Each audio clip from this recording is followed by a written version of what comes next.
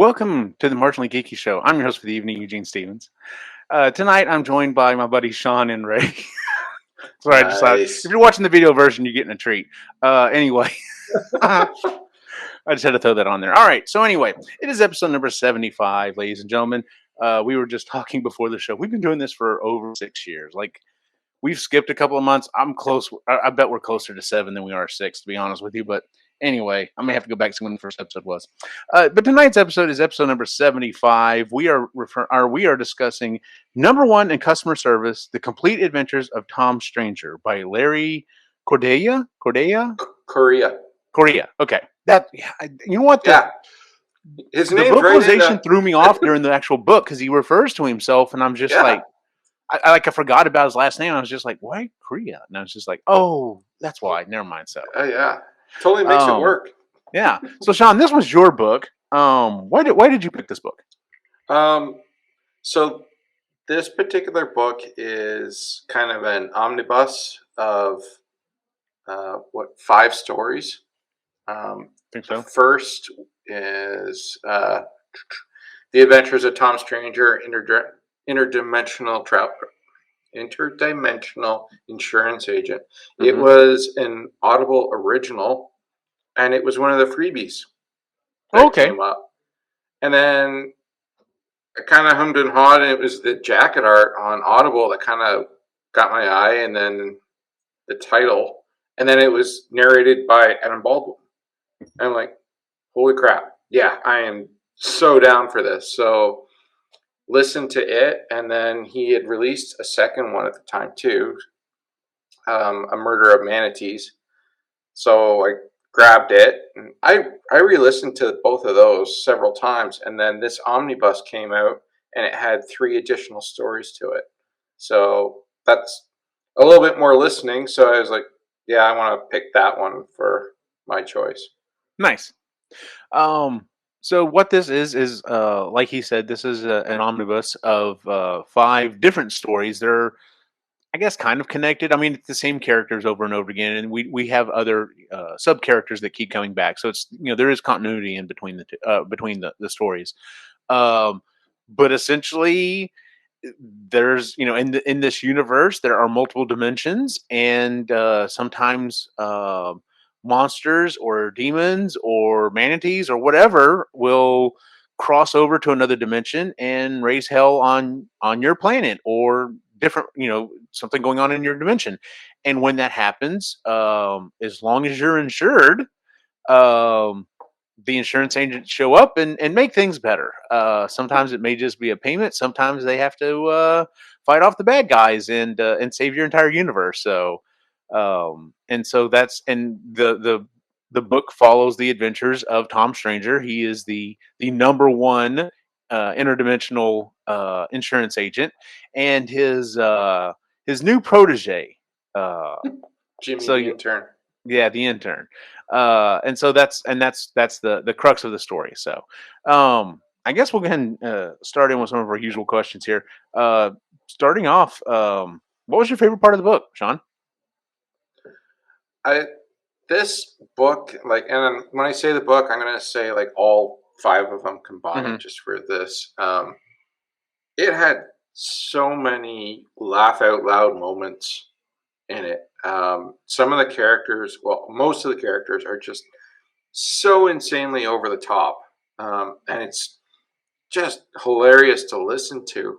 But one of the parts that really stands out for me was the beginning of the second book, The Murder of Manatees, where they're actually sitting and addressing comments from the first book.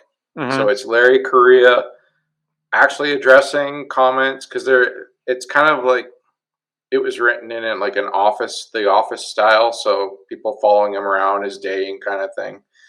So there was a bunch of comments, and he's trying to address the negative ones, and I found that just totally hilarious. And I'm like, I wonder if those comments are real, and I never did go check.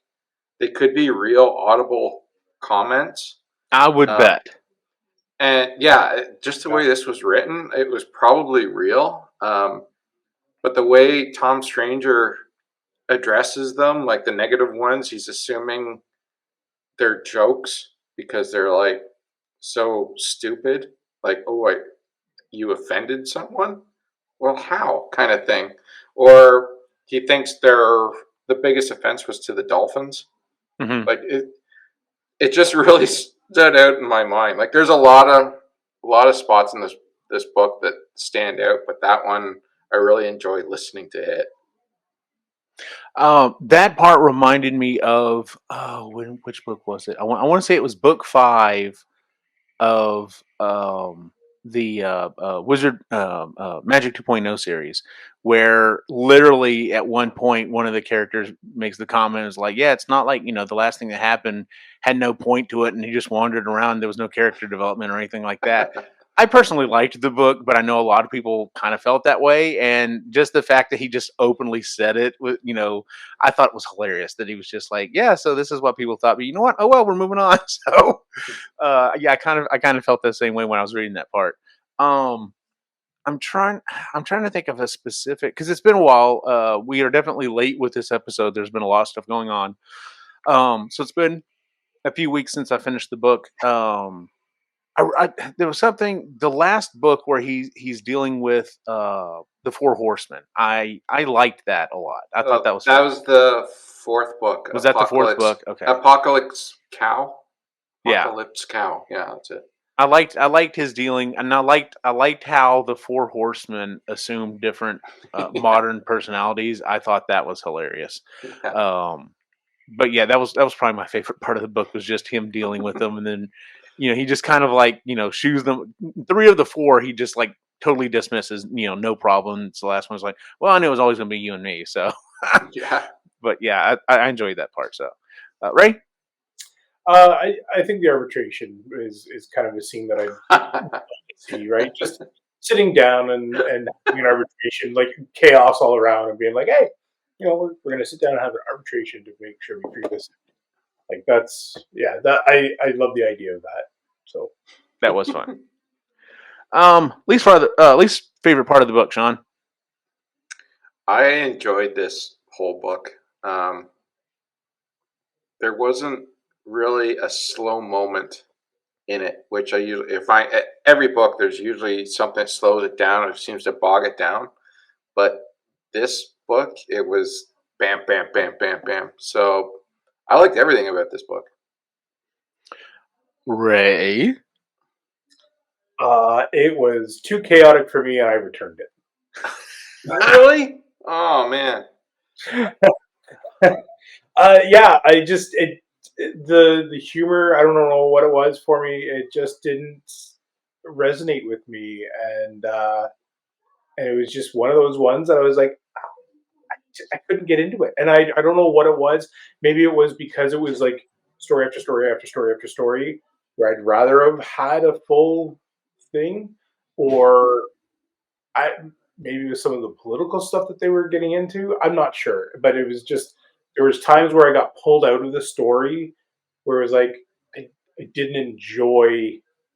There was parts of it was hilarious, and I thought it was okay, I can get into this, and then it was something would happen where it was I got pulled out of it, and I don't know why, other than maybe the political part of it, or it just wasn't my cup of tea. I'm not sure.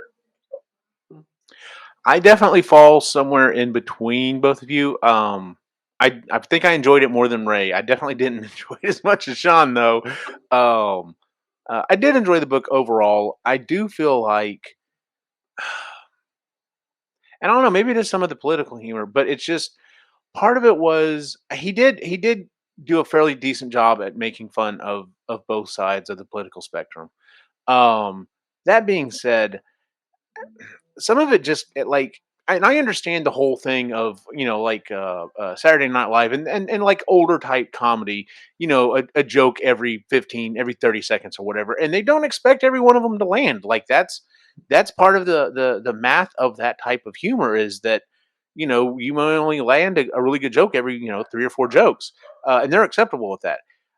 For some reason in this, I don't know. I think one of my other problems it seemed like it started as it went on. It seemed like it started focusing more and more on what was going on with the intern, and I liked him okay, but after a while, I was just like, all right, well, let's get back to Tom. Let's see what's going on with Tom. Like I, I was kind of getting tired of hearing what was going on with the intern. Yeah. Um, it kind of strikes me like he's a fan of Rick and Morty, and he doesn't have the writing team that Rick and Morty has that is able to pull it off as well. I like I said, I did enjoy it, but uh, after a while, I was like, okay, let's move on a little faster. But which is kind of odd because, like I said, it is kind of right after a minute, and then we hit a point. I'm just like, okay, that is funny. I did have several laugh out loud moments in the book. I'm sure my partner at work was looking at me like, "What the hell are you laughing over?" I'm standing over here like working on computers, my back turned to him, and I'm just start giggling or whatever. I'm sure he's just like, okay, that's weird, whatever. So, but yeah, I think I definitely fell somewhere kind of in the middle between you two. So, um, let's see here. God, it's been a while since we've done this. What did you think of the writing? You're kind of the big one on writing, Sean.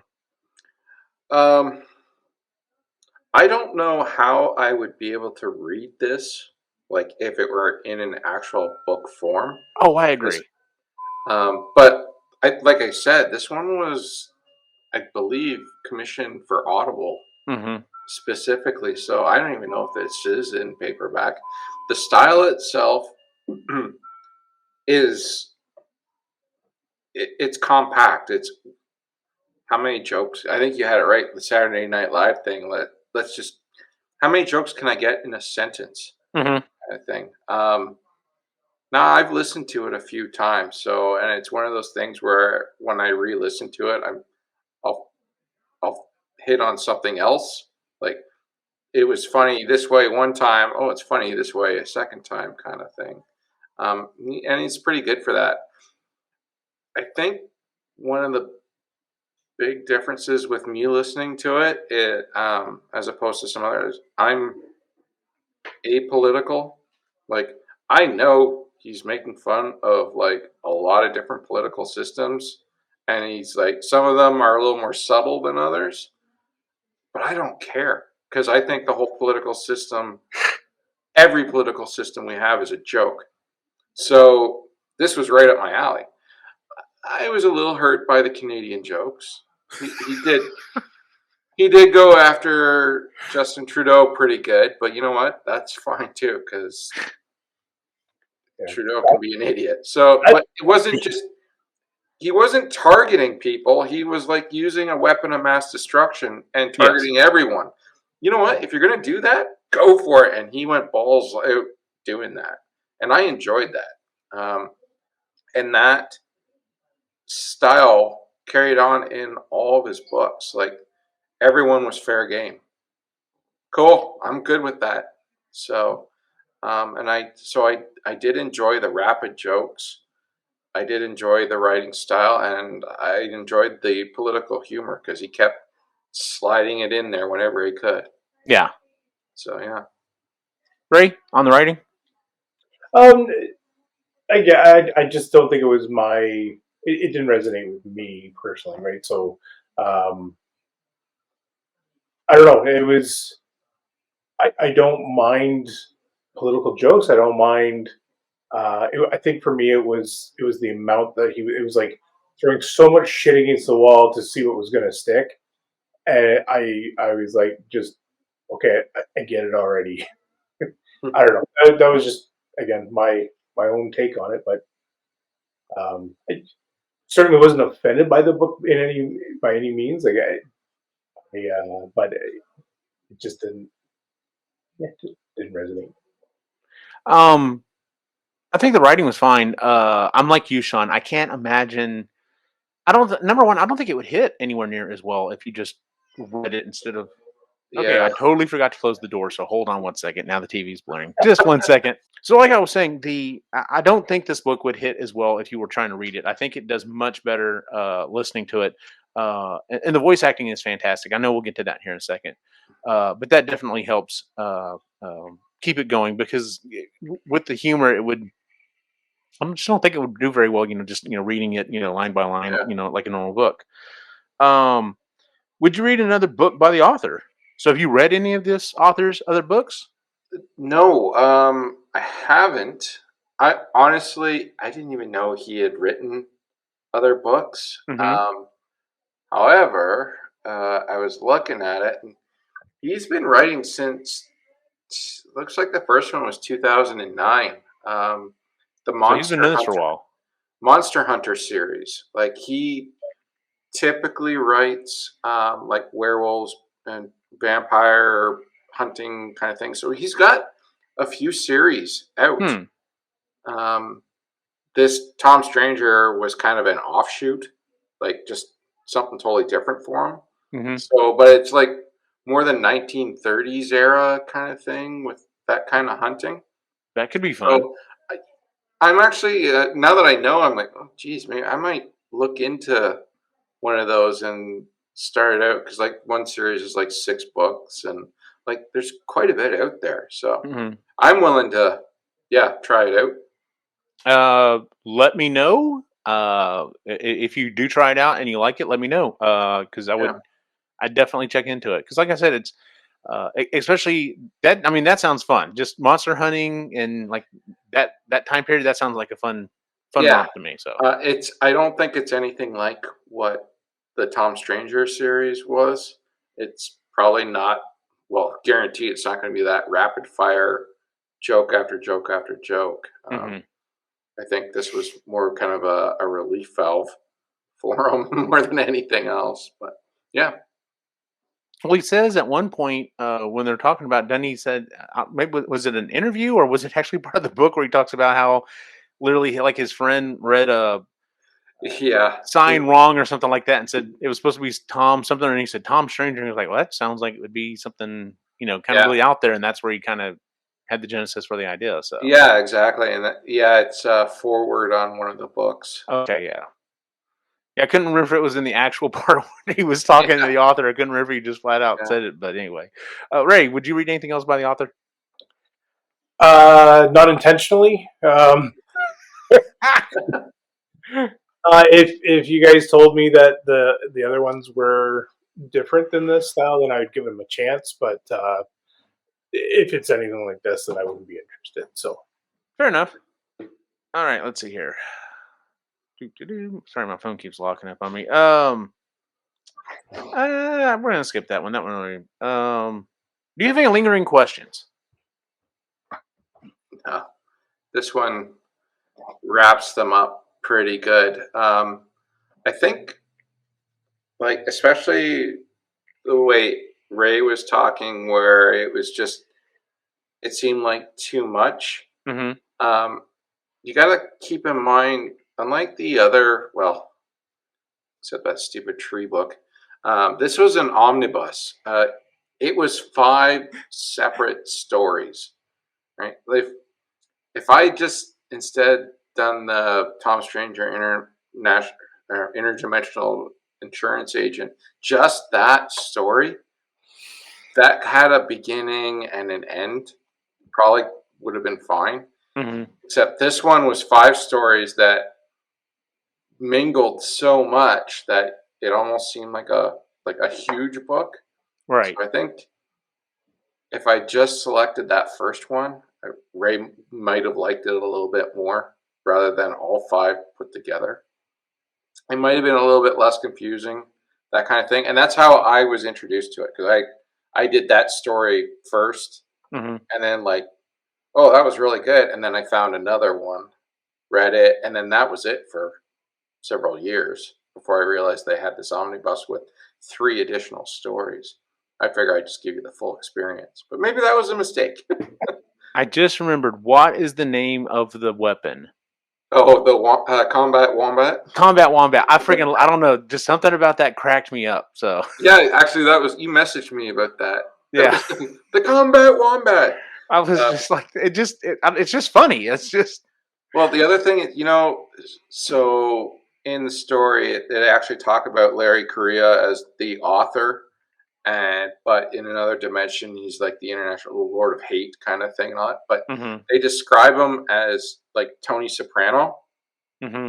So I love how you should Wikipedia Larry Correia and take a look at his picture. He actually Okay. looks like Tony Soprano. Oh, really? Does he? If you like shave off the beard and mustache and take a look at him, he wasn't far off. That's So hilarious. yeah, it is pretty funny. Nice. Yeah. Did you have any further questions from the book, Ray? Anything unanswered? Lots unanswered. Do I need it answered? No. I think it wrapped it up fairly well. Like you said, it was 5 separate stories, and I think each one kind of wrapped up pretty well. I see where he wrote the first one and then kind of came back to the character and then was like, "Oh, I'll come back again. Oh, I'll come back again." Um, and in that case, I mean, granted, yeah, we did try to swallow the entire elephant all at once. So maybe for you, like the way you originally did it, Sean, would have worked out better. But like I said, I did enjoy it, and I could see why coming back to the character would be fun for the writer, especially if his normal stuff is not like this. Yeah. If this is his way of venting, essentially, good for him. So, um, would you recommend? Would you recommend this book? Obviously, Sean would because he recommended it to us. 100%. So, but with Ray having a hard time with it, I might not recommend the omnibus.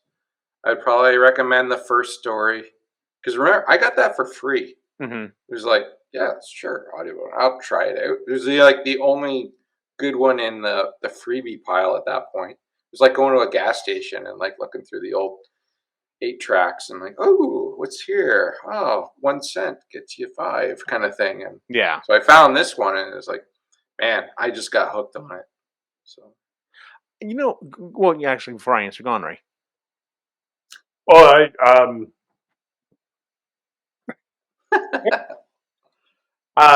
go ahead. Okay, I was gonna say, you know what? I think now that you've talked me, I think you've talked me into it, Sean. I think I might not recommend this one. I would definitely, if I find the right person that's like, hey, do you like Rick and Morty, kind of that kind of style humor, very rapid fire? You're don't have a problem with any political stuff. I would definitely recommend the first one, and then talk to him after that and be like, okay, well, by the way, there's an omnibus, so if you want more, here you go. yeah. I think that's probably the better way to go about doing that. So, because then it's not like, okay, well, the first one was okay. I don't know about the second one, and then kind of keep going. So, yeah, I think the better way to do would be to recommend the first one, go from there. So, anything to add on that one, Ray? Not really. If I know somebody's humor level, like where they're at and what tickles their fancy, maybe I'd recommend it. But yeah. Let's talk about the narrator. I wouldn't bring it up in conversation anyway. Okay. Let's talk about the narrator. So you specifically said the narrator was a draw for you, right, Sean? Oh yeah, Adam Baldwin, man. Like, I loved him in X-Files. Like that's how far back. Like, not just Firefly, but he was in X-Files too. And Independence Day.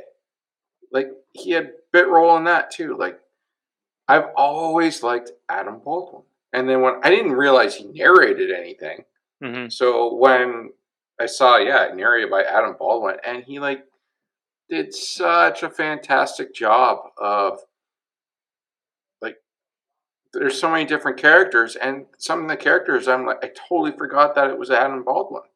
Like he's able to change his voice so much and put so much character into each of the voices. It was great. It was like watching a movie with all different characters, even though it was just him. All of his characters did have a distinct voice. Oh yeah, like though, man, the general in the first book was just absolutely hilarious. But even between Tom Stranger and Jimmy the intern, okay, who a lot of dialogue back and forth. There was a lot of times I like, oh man, this is the same guy. Like, good job. So yeah, no, the narrator was a draw for me, and he delivered. So and I haven't done it yet. I might go on to Audible and look for anything else he may have narrated. So, yeah, I think he'd be a fun narrator. Well, and the other thing, so Adam Baldwin is also the president in a couple of the universes too. Yes. Like, and that was written before they knew that they were getting Adam Baldwin. So it worked out well. Yeah, it's always fun when you hear an author or a screenwriter or someone like, yeah, I kind of pictured this person when I was writing this character, and then they end up casting that person. They're just like, Yeah. oh, fantastic, absolutely. So, Ray, the narrator. Listen, we often talk about audiobooks being a performance. This was a performance.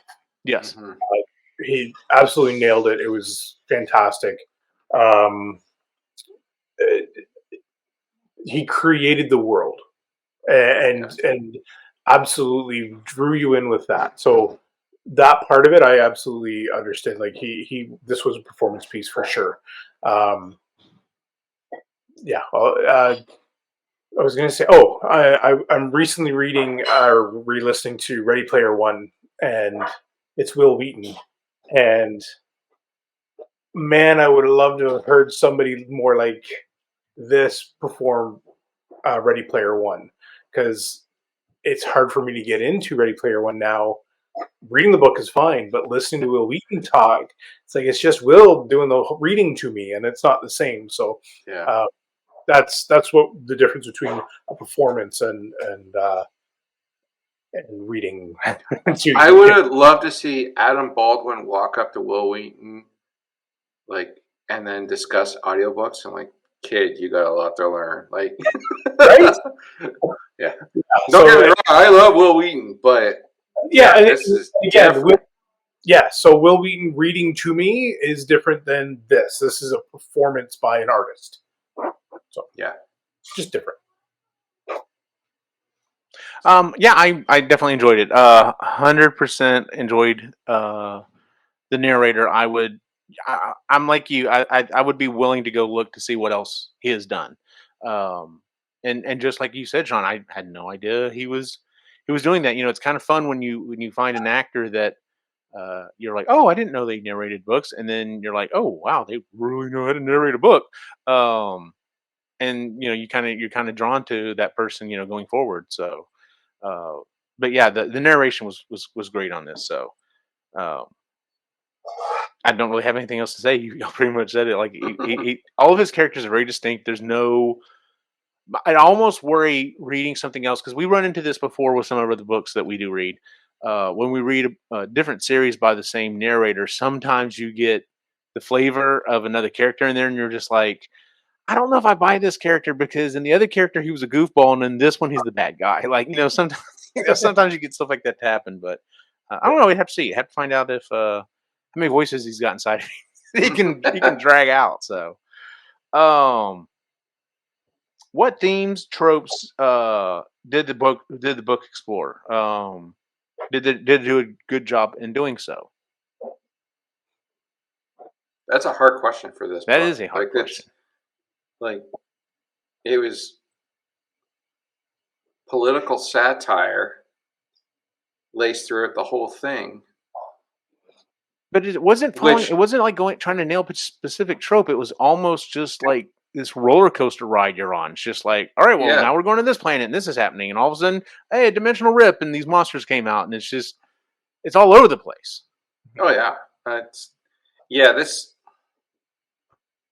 this really isn't a book that those questions really can. Yeah, I probably should have read the question before I asked it. Tell you what, we'll skip that one. The only thing I compare it to is kind of like a comic book, right? Where it's like just I can see this being a comic book, so it's written for that style. Okay, since you said that, going back to the original one of the questions previously, I can't see it.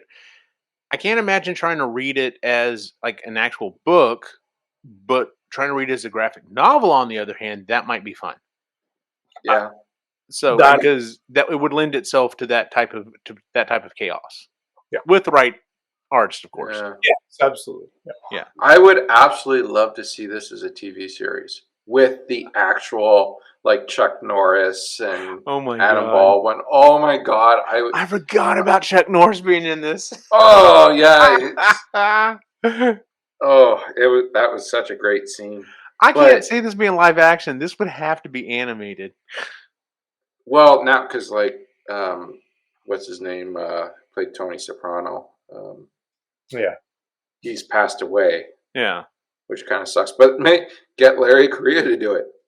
Looks close enough. That would be funny, especially if he played multiple characters. So. Oh yeah. Well, and that's just that was the multiple Tom Strangers too, like the evil Tom Stranger, which yes, he's out there golf together kind of thing.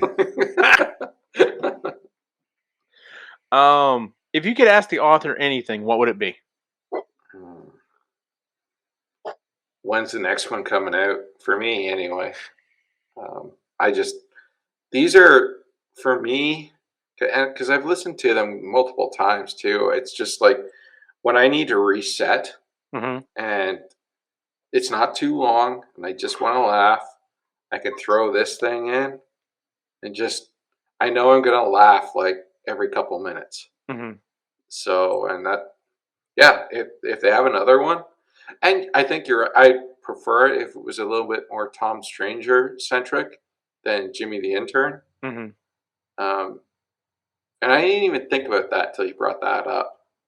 But because there are some long parts where it kind of focuses on Jimmy, like yeah, like, and Jimmy's an okay character, especially when he's interacting with the secretary. That was fun. But yeah, I'd be like, all right, when are we getting back to Tom?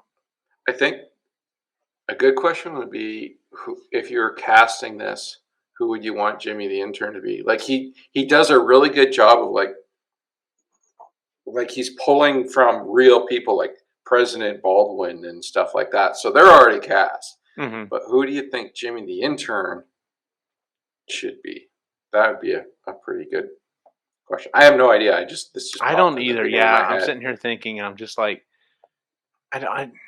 no one's coming to mind. That would be an interesting question because even if he wouldn't give you the answer on the record, I bet there's someone in the back of his head. That he's kind of based on. He's like, he's picked out every other character. No joke. So it's probably someone that's like somewhat not the sharpest tool in the shed. Yeah, a likable enough person. They're like, oh yeah, that's totally based off my accountant or something like that. So yeah.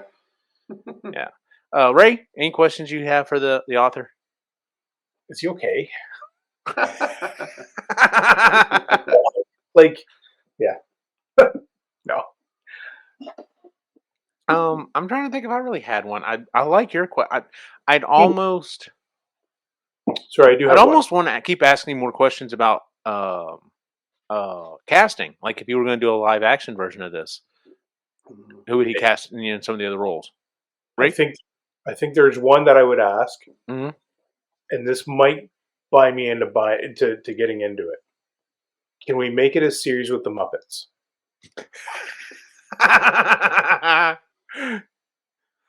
See, I'm still picturing Rick and Morty style animation. I think it would just lend itself to that. Of course, a lot of people probably be like, "This is a bite off Rick and Morty. I ain't watching this." Yeah, pretty much. So, but no, I think casting would be a couple of the questions. Now that you said that's what's stuck in my head, I can't think of anything else in specific. Maybe why manatees? Like why manatees? So unassuming. Yeah. So. Wendell the manatee. do we know where he lives? Does he live like in Florida, or did he just randomly pull manatee out of his butt? Because I mean, manatees are kind of a big thing in Florida. He was. I don't know if he lives in Florida. Hold on. So. His alma mater was Utah State. Oh, that's not Florida. No. Long ways away from. Can't see a lot of manatees there. So. Raised Catholic. Let's see. Oh. Grew up in California. Okay, well, I don't know then. So he may have just pulled manatee out of his butt. That would be a good question. Worked on his father's Portuguese dairy farm. Well, okay. There you go. Well, that'd be where the cow apocalypse probably came from there. Yeah, probably. Anything else you want to add to wrap up the book? Any last thoughts? Like I said, I enjoyed it. I'm definitely somewhere in between both of you. I'm I'm gonna hold on to it for a while. I'll decide if I decide to give it another run. I'll hold on to it. It's not like I'm dying to return it or anything. So, in fact, what's kind of funny is I'm in a weird space right now, and I don't really know what to read as much. Like I've got a couple of things lined up, and I'm just like I don't know what else to read right now. I'm really just kind of like we'll get to it in a second, but uh, like there's nothing I'm like dying to go after right now. So part of me is just like I've got credits. I'm okay. I'm good to go right now. So um, well, yeah. Well, I guess we'll wrap up our conversation here. Let's go ahead and move on to what else we've been reading. It's been a minute. So, Sean, have you been reading anything else? Um, Probably quite a few things, but like I said, I can't quite remember. Right now, I'm reading your recommendation, the Kitty Cat Kill Stat. Oh, okay. I had a couple of long car trips, so I was able to get off because I read it at normal speed. And it's a long book. It's like, what was it, 18 hours or something like that at normal speed. It's got some length to it. I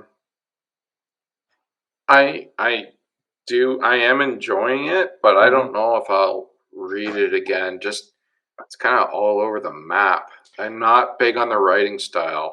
I agree with everything. I agree with everything you said thus far. I did enjoy it, but I don't necessarily see myself going back through it. And I'll be honest with you, at some point, probably about 3/4 of the way through the book, I was just kind of like, this is really all over the place.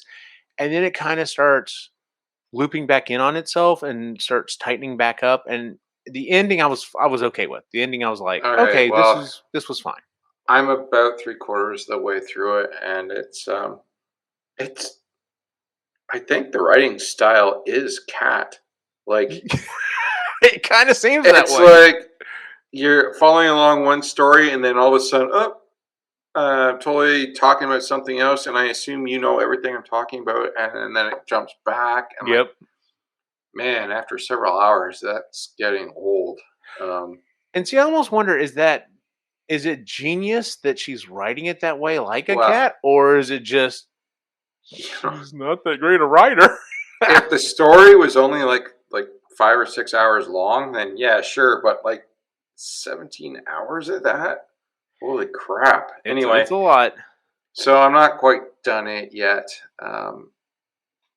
That's the thing right now. I'm itching for October 3rd because that's when Patrick Stewart's autobiography comes out. Cool. Making it so. I love the title.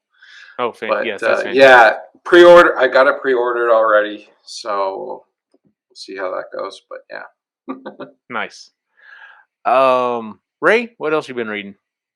A couple things for kind of work-wise. So it's like Todd Conklin stuff. So it's like human performance and how to do safety differently. So really interesting books if you're into that kind of thing.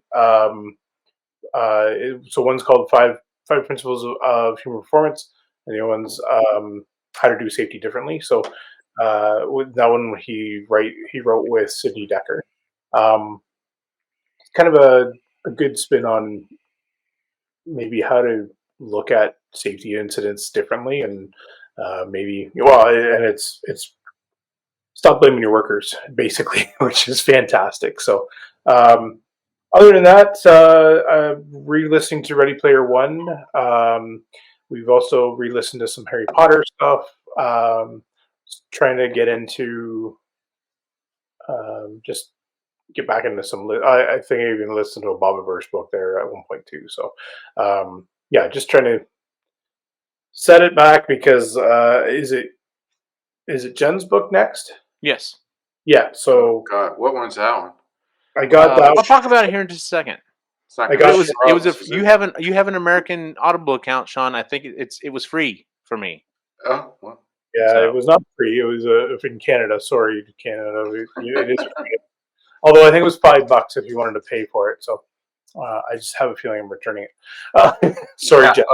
That's pretty much everything Jen's picked is like, listen, return. Sorry, Jen. But I don't know. Chris is interested in listening on this one for sure. And yeah, that's kind of where everything's at. Fair enough. So yeah, the things I've been listening to, the kitty. I don't remember if on the last episode I talked about the kitty cat kill sat. The reason I found it was because I literally saw a post on the Bobaverse Facebook page, and someone was asking, "Hey, what's some other stuff you're reading that if you like Bobaverse, what would you like?" And someone mentioned this book, and I thought, well, I'll give it a shot.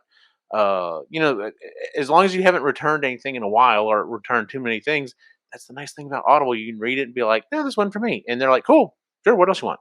Yeah. I haven't. I'll say this: I haven't returned it. Like I said, I'm still kind of deciding whether or not I'm going to go back through it again. But it is kind of all over the map. But it is interesting because she starts going on these long stories and talking about what's happening, and you start just kind of going, okay, well, this is kind of interesting. And then she reminds you, but I can't do it because I don't have thumbs. I'm a cat, and this was built for humans. And then I just start laughing again because I'm just like trying to picture one of my cats to re-aim a giant laser to kill something, and it cracked me up to listen to it. But as long as I kept that in the back of my head, this cat is the one that's trying to do this. So Speaking of Bobaverse, book 5 final edits in, eh? yeah, I saw that. So Yeah. so I read that. The other book that I finished, and it was a long one. In fact, I have a physical copy of it as well because I'll talk about that in a second. The second book that I read was Will Wheaton's "Still Just a Geek." So this last weekend, I got to go to GalaxyCon Austin, and I got to meet the man. And he was super chill. He was super cool. He actually interacted with everyone. Like he had he had a decent sized line because he actually interacted with people. It wasn't just like, all right, sign my name, next. It wasn't. I have seen those people, and they don't do well at cons like this. Of course, he is a geek, and he does talk about doing cons all the way back when. It's literally just him annotating his annotations from his original book he wrote when he was a teenager or in his early 20s. And he does do a lot of apologizing. Sean, I think you would get fed up with it after a while. But he's just like, oh geez, dude, like if I could go back and slap the shit out of you, I would. He's like, some of these comments, like you made these comments trying to be, you thought you were cool or hip, just, oh, hey, this, that, and the other. And he's just like, God, dude, don't be a douche. Like, I'm, if you read this, I'm sorry. If you're reading this now, I'm sorry too. But he talks about it. And, I understand the man a lot better now, to be completely honest with you. He goes through and he talks about how, he was abused as a kid. His mom pushed him into acting, and he did not want to be an actor at all. And then he was talking about being abused that way. And what he talked about was, I was like, okay, I get it. I'm not trying to downplay emotional or mental abuse at all by any means. But then when he talks about this movie that him and his younger sister did, and they were actually physically abused on this set, I'm just like, yeah, you know what? You had me at 90%. I'm 100% there. Yeah, I understand why you cut your parents off and you have no interest in talking to them ever again. Like totally. He talks about how stupid he was for basically leaving Star Trek, and he does feel like they jerked him around. Some of the producers did jerk him around, one in particular. But he's like, I was such an idiot. I went so long and didn't realize that these people are my family. And he's like, when he kind of like had a coming out with them, and they're just like, he literally is like, God, I wish Jonathan Frakes was my dad. He's my space. Fuck it, he's my space dad. He's just my dad now. Yeah. And Frakes is just like, yeah, and like him and LeVar Burton and apparently Brent Spiner kept getting him in trouble while they were filming, because he'd look over and he'd just like make silly faces or just do crazy voices or whatever, and he just starts laughing. And of course, Spiner can pull it back in, quicker, and he's still laughing. They're like, Wheaton, come on, dude, we got to get going. But there's a lot of fun stories in this. There's a lot of really heartbreaking stuff in this as well. but yeah, he's like, I went through until I was in my late 30s and early 40s before I realized that I was clinically depressed, and he thought that's just how life is, and it's like, no, dude, that's not everyone. Not everyone's having that experience. Like, there is help, and he's a big advocate of trying to get help. Like I said, thoroughly enjoyed the book. If you're a fan of Will Wheaton, if you're a fan of Star Trek, it's probably worth a listen to, just to hear some of the stuff that he talks about and how he spent quite a bit, a good deal of his life running from Star Trek, and only to realize that this was home. Like, this was something special that he's talked to even other casts, and they're just like, yeah, what y'all had on TNG, like, we're family, but what y'all had was even more special. Like, y'all were a legit family. So great book. But it's thick. It is a big book, but I do have it signed, so that's cool. And then the last one, I have started Jen's book. It's interesting. There's a lot of history stuff that I think she's trying to use to justify some of her opinions. I kind of like the initial idea of it, how to do nothing. It's literally, how do you step back from the capitalist world? How do you step back from being a puppet to politicians and businesses and capital, and like, how do you not contribute to the stuff that's destroying this world? Um, it's definitely a little crunchier, but being from Jen, that's understandable. But like I said, the initial premise, I'm just like, yeah, I kind of get that. I'm kind of trying to live that right now. Like, yes, I'm all in on the Ghostbuster stuff that I'm doing, but like, I do my job, I come home, and I'm like, no, I don't want to think about my work. I just want to be with my family and with my friends. And I get Hustle, that. I feel that. hustle culture's dying, and if it's not dead already, like hustle culture's got to go. So Yeah. So, but yeah, it's interesting. I'm probably about halfway through it. Like I said, if you are if you're an American and you are have an American Audible account, it's a free listen. So definitely go check it out by all means. And apparently it's pretty cheap up there in Canada. So, but yeah, that is our next book. It is How to Do Nothing. Let me get the author's name real quick. Um, Is that Jenny Odell? Jenny Odell. Yes, it is. How to Do Nothing by Jenny Odell. That will be our book. All right, so I got to talk to the group. It is a short book. It's already the 9th as we're recording this. I mean, I know we won't record until the end of the month, so I'm going to say we're still going to shoot for the end of the month to finish this one. we're gonna have time. I want to have times. It's just over 5 hours. Do what? Okay. Schedules allowing, like, it's a lot. I know it's always this time of year. School's back in session. We've all got kids. They're all going to school. We're trying to get, usually our jobs are picking up doing stuff. So yeah, we're going to shoot for the end of the September to try to record it. And if not, if it gets pushed to October, it gets pushed to October. So we'll see. And then I got to looking at it. We've got to do our picks again. So, and I've really got to think about what I want to pick. I've got some possibilities kind of floating around in my brain that I might want to pick. As much as I would like to have y'all read the Will Wheaton book, it's huge, and I don't want to do that to y'all. So I'll leave that one for a personal pick if y'all decide to do it. So. All right. Well, that is our show of the month for the month, ladies and gentlemen. If you would please give us a 5-star rating on iTunes, Stitcher. I'm sorry, Google, or wherever you listen to shows, because Stitcher's not a thing anymore, at least not for podcast. You can watch us on YouTube at the Epically Geeky channel. You can find us at epicallygeeky.com, where you can find the rest of the shows that we do, including the Epically Geeky Show, Creatively Geeky, and Sustainably Geeky shows. Where can we find you online, Ray? The Reluctant Yeti on Instagram, and fixing Wikipedia because there's somebody on there always fucking around with it. Sean? I'm the one fucking around on Wikipedia. And your favorite broken toy on Instagram, spelled the Canadian way. Spelt the Canadian way.